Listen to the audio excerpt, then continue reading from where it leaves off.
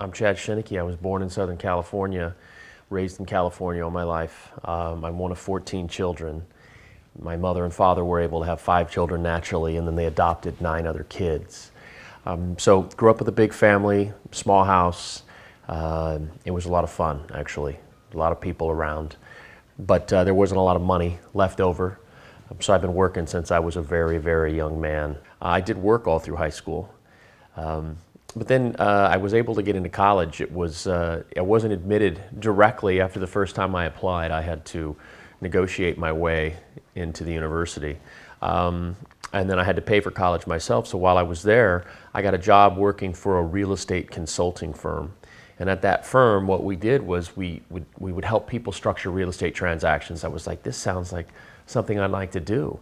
And so I went to one of the main mentors, one of the main instructors there, and I said, hey, I want to learn this business. I'd like to do this. And so we got, this mentor kind of took me under his arm and he said, I'll tell you what, kid, I'll help you, but you got to do exactly what I say, and I want you to learn the business the right way. And he really did teach me the business from the ground up. So when I was working for the real estate consulting firm, I started putting on offers on my own houses and started buying real estate, and that's kind of how I got into the business. After applying for a mortgage and getting declined, I went to a mortgage company and ended up working there. Got a job at a mortgage company, learned the mortgage business from the ground up. Worked there for a couple of years and then started my own firm. In 1993, I started IMC. And over the last 20 plus years doing that, I funded over $2 billion in other people's real estate transactions.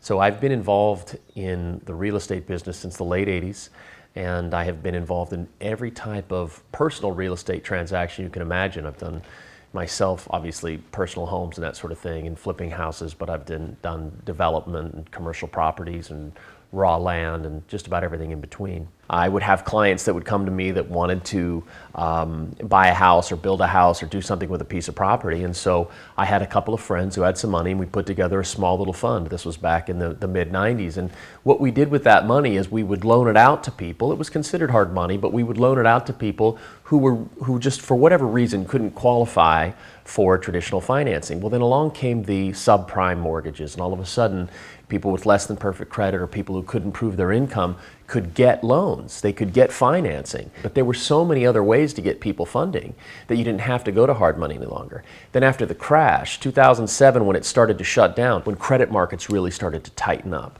and that was when hard money lending really started to become important again. And then all of a sudden you had all these people who were perfectly good investors, but they wouldn't qualify for traditional or conforming financing. And so they needed the hard money loans. And so it was about 2008, 2009 is where it started to really shift back into more hard money and shift away from the traditional funding.